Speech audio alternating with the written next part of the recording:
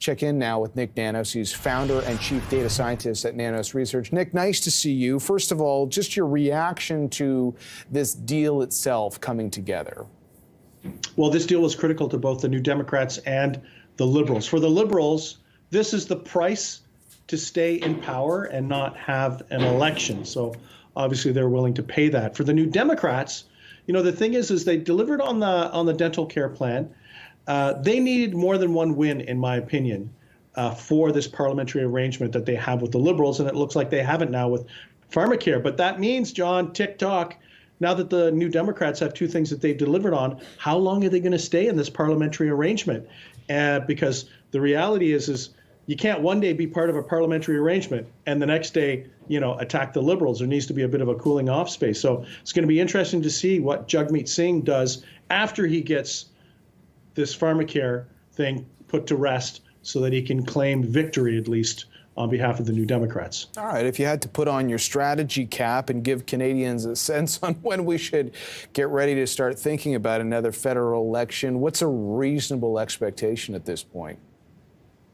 Well, you know, I don't think there'll be anything in the short term, because for the New Democrats, they'll need a number of months of breathing space between being part of the coalition or the parliamentary arrangement with the Liberals and whenever the election takes place.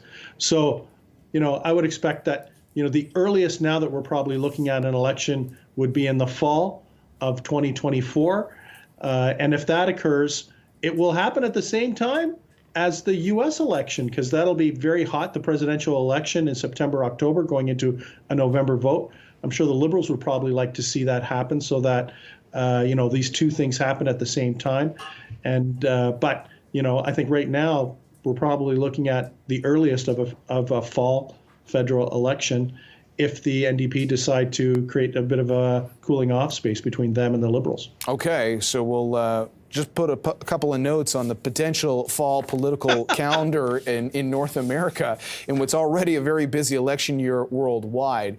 On the economic front, though, I think everybody's very curious about the fiscal picture in this country, and the finance minister was also asked about what this means, this Pharmacare deal means fiscally. When you have been polling Canadians on fiscal matters, what has been coming back to you? Because we heard from Jagmeet Singh there talking about the economic benefits that could potentially come from a deal like this, but there is a price tag with everything. Yeah, and I think that's what it comes down to. You know, the thing is that, you know, Canadians are not opposed to Pharmacare, right? But the question is how much will it cost and what can we afford? The other thing is that for many Canadians who are tightening their belt because they're struggling to pay for the rent or the mortgage and they're struggling to pay for the groceries, they're expecting government to tighten its belt. So, you know, the thing is the government has to reconcile what type of budget does it want to be? Is it going to be a pre-election spending budget? Is it going to be a budget of restraint that kind of aligns with a lot of the restraint that Canadians are undergoing right now? And, you know, I think the reality is right now is that the Liberals are damned if they do and they're damned if they don't. You know, if they have a pre-election type budget that includes this Pharmacare and the cost of Pharmacare, they're probably going to be accused of just basically spending money to try to stay in power. You know, the thing is if they go to restraint, it's going to sound like they are insensitive to the needs of many Canadians who need help. So, you know, I think it's basically a no-win situation for the Liberals, regardless of whether the budget tilts in favor of spending more or restraint.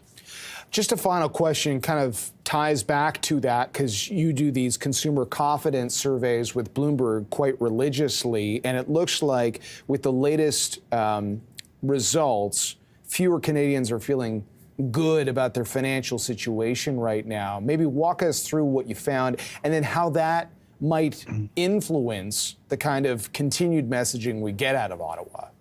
Yeah, you know, there's some good and bad news in the economic tracking that we do with Bloomberg News.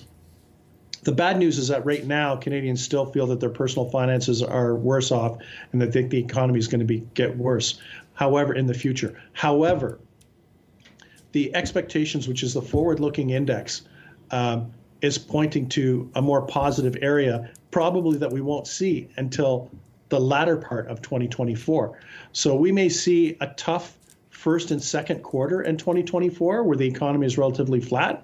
But if the trend bears itself out like it has in the past over the last 15 years, where it's been predictive, we may have a little bit of a upswing or more positive news in the third and fourth quarter of 2024, which is probably good news for the Liberals at least, because they're probably hoping that Canadians aren't as squeezed as they are when they're voting compared to when they are right now, which is they are very grumpy politically. All right, Nik, thanks for